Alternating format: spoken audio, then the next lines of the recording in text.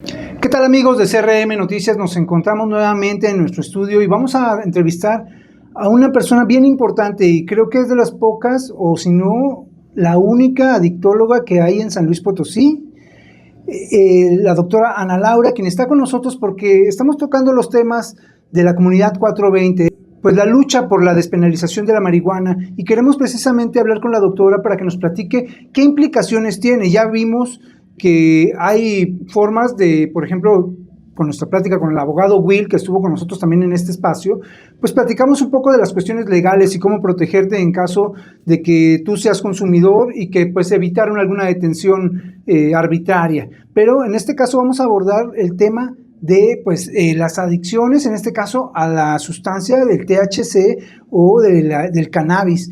Gracias por invitarme, Luis. Bueno, como ya lo comentaste, pues yo soy psiquiatra, tengo la especialidad en adicciones, estudié allá en Ciudad de México, en Montefénix, y pues como tú lo comentas, las sustancias son lo de hoy en día. Es muy común, ¿verdad?, que ya la mayoría de las personas tengan algún consumo, ya sea de forma social, recreativo, o pues que ya tengan un abuso o incluso ya hayan generado una dependencia. Y el cannabis, sí, durante mucho tiempo se pensó que no generaba como tal, sí generaba una dependencia, pero no una abstinencia. Y ahora ya sabemos que sí genera una abstinencia, a largo plazo puede ser 6 meses o más, pero definitivamente hoy por hoy sabemos que es una sustancia que genera dependencia. Platícanos precisamente cuál es la diferencia entre estas dos cuestiones. Mira, la cuestión ahorita que tú decías del THC, ¿sí?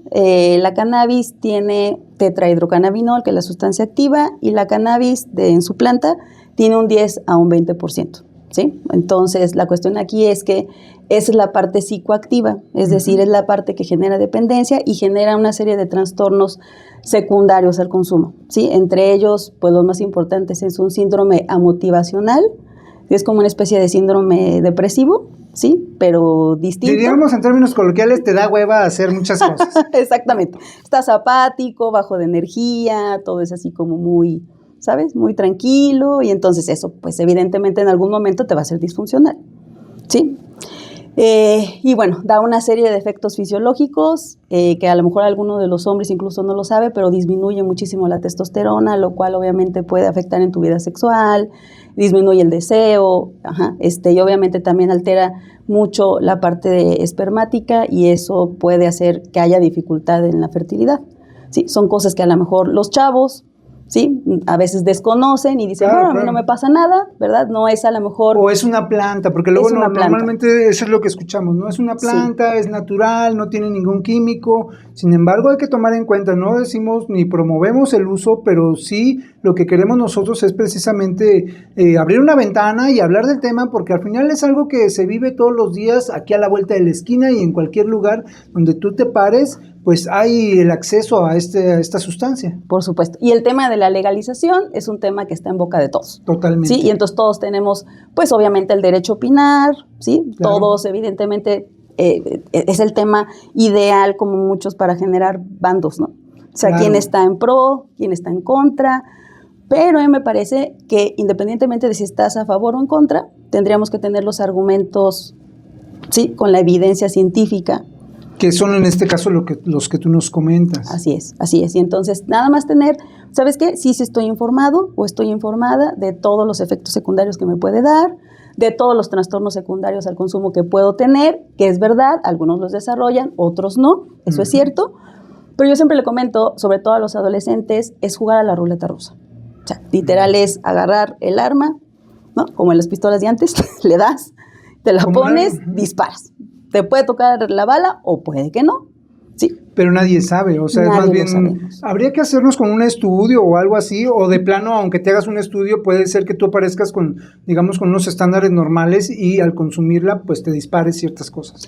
Sí, yo creo que a lo mejor sí podrías hacer un estudio genético, pero pues te saldría como unos 35,000 pesos, nada más para saber si tienes una predisposición, ¿sí?, a tener sobre todo psicosis, que yo creo que es la bala más terrible. Platícanos, ¿qué es la psicosis? Exacto. Entonces, la parte que estamos viendo cada vez más, ¿por qué? Porque ahora hay un, pues, derivado de la cannabis, ¿sí?, que se llama wax, que es el extracto. Es un concentrado. Así es, que tiene del 80 al 90% de tetrahidrocannabinol. O sea, en un porro normal, por así decirlo, tenemos de un concentrado de 10 a 20 y en el wax 80 a 90%. O sea, es estar exponiendo un cerebro y sobre todo un cerebro adolescente que está en una poda neuronal, es decir, que apenas está estructurando para ya dar la forma definida de adulto, y en eso tú lo expones a un porcentaje enorme de tetrahidrocannabinol, y entonces lo que sucede es que estamos viendo cada vez más episodios de psicosis, es decir,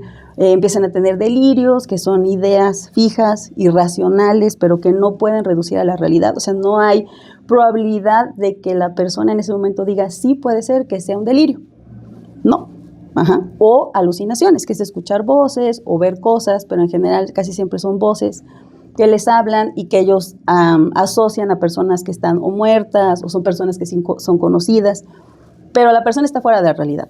Pero en realidad en el cerebro, ¿qué está sucediendo en el cerebro de la persona cuando tiene estas cuestiones? O sea, no sé si nos los puedas como desmenuzar un poquito más. Eso es un tema muy importante porque todo lo que genera adicción toca la dopamina. Sí, o sea, todo, ya sea sustancia, planta, medicina, el juego, ¿sí? Las pantallas, o sea, no necesitamos incluso tener una sustancia expuesta a nuestro cerebro. El simple hecho de la pantalla y todo eso es dopamina, ¿bien? Entonces la dopamina nos ayuda en la parte del aprendizaje, del placer, de la gratificación. Pero también en otras áreas del cerebro la dopamina funciona como la parte que si empieza a producirse más, entonces da la psicosis. Sí, o sea, la psicosis también es un fenómeno dopaminérgico, por así decirlo, igual que la adicción. Entonces, pues estaría como bastante asociado. ¿Sí? Algo que me produce dopamina para generar placer, también en un exceso genera dopamina y me produce psicosis. Bueno, por ejemplo, si ya a lo mejor no hay unos efectos neurobiológicos como la psicosis, pero sí a nivel emocional. A nivel emocional, porque uno de los grandes trasfondos de la adicción a cualquier sustancia, pero en particular con la cannabis, ¿no? Es que encontramos luego esta patología dual, es decir, que la dependencia a una sustancia nunca viene sola. Siempre viene atrás un trastorno de ansiedad, un trastorno depresivo, o a lo mejor cosas que no se pueden diagnosticar como tal desde el punto de vista de la psiquiatría, pero que sabemos que evidentemente está dañando o está haciendo sufrir, ¿sí?, a las personas, y que por eso van y se refugian en una sustancia. Y la cannabis en particular resulta muy útil para ellos porque es algo que pues sabemos que tiene un efecto relajante. O sea, la cannabis tiene la particularidad de ser depresor y alucinógeno. Alucinógeno, psicosis. Pero la parte depresora disminuye la ansiedad. Entonces, ¿qué sucede? Que empieza a ser una estrategia de afrontar la vida. ¿Sí? O sea, yo necesito fumar para entonces ir a trabajar, porque ir a trabajar o ir a estudiar o lo que sea que me produzca ansiedad. Es más, no puedo comunicarme con otros, no puedo convivir con otros si no estoy bajo el efecto de la sustancia para yo sentirme de alguna manera seguro y entonces desinhibirme, reírme, pasármela bien. Y esto a largo plazo pues genera que haya una disfuncionalidad, porque evidentemente la persona empieza a elegir la sustancia sobre actividades o sobre incluso vínculos. También se está estudiando para cosas benéficas. Así es. Y digamos que luego este argumento se ocupa como para decir, es que no es tan mala, si se ocupa para medicina, si se ocupa para sanar algunas cosas, o incluso, por ejemplo, enfermos de cáncer, epilepsia, hemos visto o se han documentado, digamos, que tiene algunos efectos positivos para estos casos. Así es. Y qué bueno que haces esa pregunta, porque esa es la clave de esto, ¿sí? Así como tiene un efecto depresor y alucinógeno, lo que disminuye muchísimo la percepción de riesgo, ¿sí?, que es verde como la vida y es planta y todo eso. Ajá. La cuestión aquí es que lo que tenemos que entender muy bien es que la parte psicoactiva, ¿sí?, de la cannabis la quitan cuando se vuelve medicamento. Entonces es como el famoso cannabidiol, que tuvo un auge, o que todavía, ¿no? Hay mucha gente que el cannabidiol, sí, pero no tiene la parte psicoactiva. Sí, que entonces ya estamos hablando del CBD. Exactamente, el CBD o cannabidiol, y que entonces algunas personas lo usan para dormir mejor, para disminuir la ansiedad, y que bueno, hasta ahora no hay estudios concluyentes de que funciona, y hay otros que dicen que sí tiene un 3 a un 5% de la parte psicoactiva, así que por ahora los científicos dicen no es algo que recomendemos o que podamos decirle a la población, estamos seguros de que no hay riesgo. Pero bueno, la parte del medicamento, ¿sí? De la parte, digamos, curativa de la cannabis es real, o sea, eso es 100% real. Pero pregúntale a los pacientes que la toman, ¿sí? Bajo receta médica y todo, y han disminuido muchísimo las crisis convulsivas en niños, todo eso. ¿Pero por qué? Porque recordemos algo, no es lo mismo que te vendan pues la cannabis en la esquina, ¿sí? A que te lo venda pues una compañía farmacéutica, ¿sí? Porque tú no sabes bien lo que estás pues comprando, ¿sí? ¿Sí? Muchas veces. ¿Qué es lo que hablamos precisamente en el problema de la legalización? Exacto. Que no sabemos de dónde proviene. Incluso nosotros en ese tema abordábamos la cuestión de los pesticidas, o sea, porque seguramente, pues al final es una planta que tiene un proceso de agricultura en el cual se pueden usar pesticidas, que no sabemos si la planta al final de que tú ya la consumes pueda todavía tener restos de estos pesticidas que puedan afectar a tu salud de alguna u otra manera. Totalmente. Entonces, yo sé que hay toda una corriente en contra de las compañías farmacéuticas, pero es otro tema. Pero lo que sí sabemos es que si la compañía farmacéutica te dice, te estoy vendiendo tantos miligramos de cannabis y yo te aseguro que no tiene la parte psicoactiva, es decir, no hay riesgo de que tengas un trastorno psicótico, ¿sí? O no hay riesgo de que generes dependencia, le creemos. Pero acá sabemos que si le compras a una persona o lo compras en otro lado o en otro estado, el efecto ya no es el mismo porque no sabes bien qué te están vendiendo o si te están combinando con algo más. Claro, porque ahora también ese es el problema, ¿no? Pues al final, ahorita pues las organizaciones criminales precisamente pues están buscando siempre cómo atraer más clientes, cómo generar una fidelidad, digamos, con sus consumidores. Exactamente. Entonces, ese es el gran riesgo. Y entonces, uno de los argumentos que va a favor de la legalización es usarlo como medicamento. Sí, o sea, que muchas personas que están enfermas y que no han tenido una mejoría con los medicamentos tradicionales o a los que tenemos acceso aquí, ¿sí? Ya sea de forma pública o privada, se beneficiarían mucho con el tema de la legalización de la marihuana, pero la realidad es que tendríamos que tener una estructura donde dijéramos, estamos listos para que no se nos salga de control, ¿sí? Y creo que hoy por hoy nuestro país no está listo, ¿sí? Y además, la legalización, cuando pues están los cárteles, a ellos tampoco les favorecería. Claro, sí, sin duda aquí sería pues un conflicto de intereses. No, y porque además, ¿no? Bueno, seamos honestos, en México las organizaciones delictivas pues son al final quienes nos terminan gobernando, ¿no? Son los que ponen presidentes municipales, ponen gobernadores, financian campañas electorales a todos los niveles. Entonces no podemos decir que no están inmiscuidos, y claro que a ellos serían los menos que les conviene precisamente esta legalización y esta manera de usarla de forma adecuada o no adecuada. ¿Cómo podríamos decir? Bueno, al final yo creo que aquí no les vamos a decir háganlo o no háganlo, claro, sino más bien nuestra intención es precisamente hacerlos conscientes, informar de pues las cosas benéficas, como dijimos, en esta parte de la salud, pero también las otras cuestiones, digamos que dañinas, y que tendría que asumir cada quien su propia responsabilidad al consumir este tipo de sustancias. Claro, pero aquí la cuestión está, una, en que no estamos listos como población, ¿sí? Y dos, sí son responsables, Luis, pero el adolescente no, ¿sí? O sea, el adolescente no tiene todavía su cerebro lo suficientemente desarrollado, ¿sí? O sea, la corteza prefrontal, que es la que se encarga de la planeación, la anticipación, que es la que genera la capacidad de juicio, ¿sí? El pensamiento crítico se forma ahí. ¿Quién soy? ¿Qué necesito? ¿Qué me va a pasar? El adolescente no ha llegado a ese punto. ¿Y qué pasa con ese adolescente, por ejemplo, que ya consume? Pues evidentemente daña su parte cerebral, ¿sí? Y luego, cuando entra a un proceso de rehabilitación, ya no siente el mismo placer que siente otro adolescente que no ha estado expuesto a eso. Y ahí viene la parte de sobriedad, me estás matando, ¿sí? O sea, siento un vacío, ya no me genera el mismo placer estar en una conversación, ir a una cena, ir al cine, ver un paisaje. El cerebro se modifica. Ese es el gran riesgo, ¿sí? Se modifica, y si modificas un cerebro adolescente, es muy difícil que regrese a su forma a que si tienes a alguien que empezó a consumir a los 25 o 30 años, porque ya era un cerebro adulto. Platícanos ahora el consumo a partir, digamos, que de esta edad, porque, por ejemplo, en Estados Unidos y en algunos otros países ya se permite, pero también se vende a partir de los 21 años, una cosa así. Exacto, y esto tiene una base científica que, bueno, ahora en los últimos estudios sale que la adolescencia se termina a los 32 años. Entonces, acabamos de salir de ahí. Exactamente. Podemos cometer errores, ¿no? Claro. Pero la cuestión es esa, o sea, que la adolescencia se ha venido retrasando por un tema de que cada vez consumen de forma más temprana.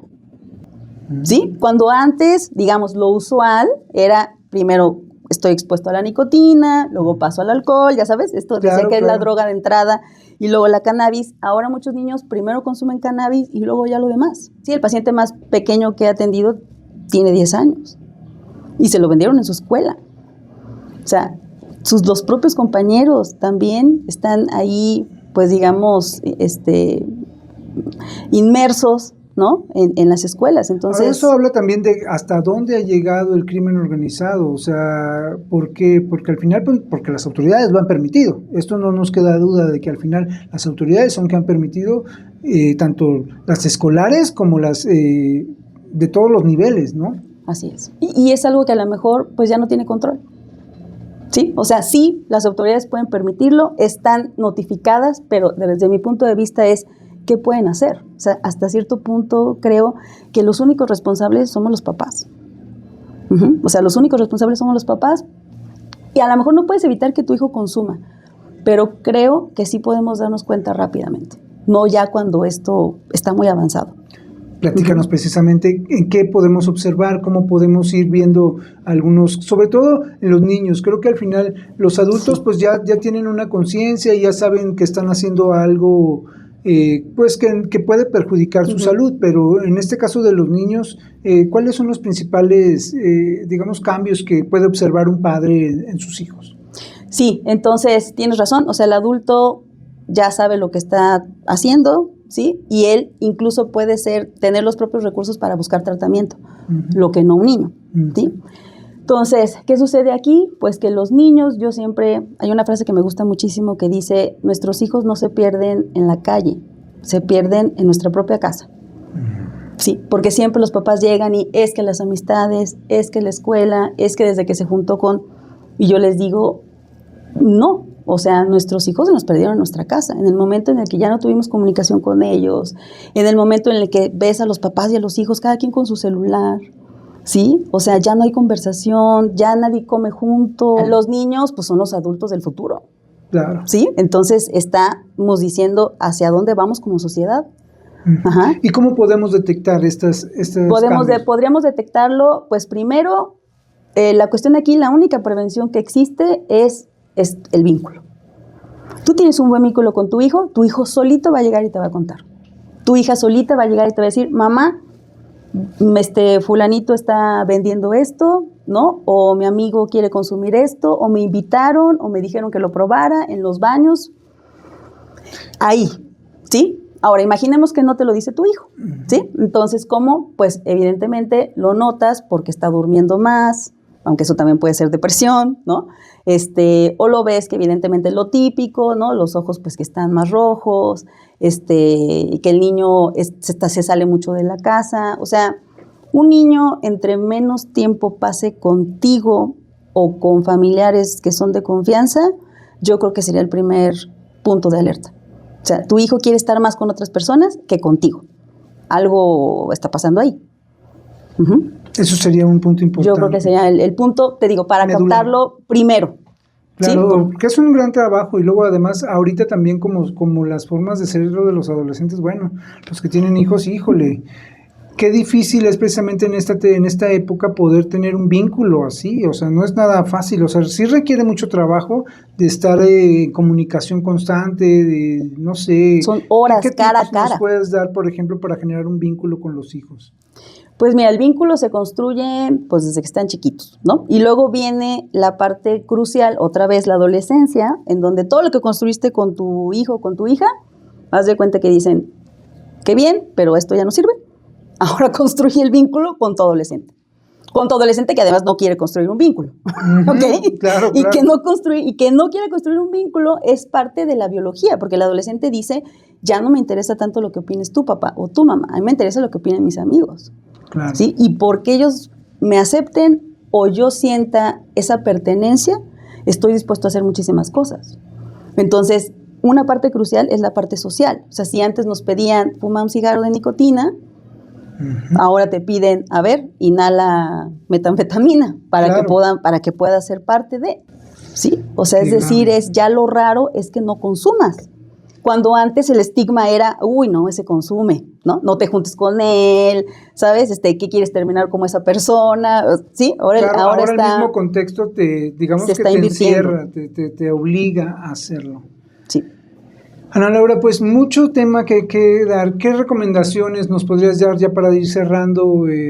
Pues sobre todo tanto a consumidores como no consumidores, como a los que posiblemente en algún momento, pues en este caso jóvenes, pues estén expuestos a esta sustancia. Hay muchas personas que me dicen, yo no sé nada de esto y yo no quiero saber nada de esto. Y les digo, es que no es que quieras o no, es que yo creo que lo que sucede muchísimo o es muy común, tenemos que saberlo, ¿no? Claro. Sería como un punto de ser responsable.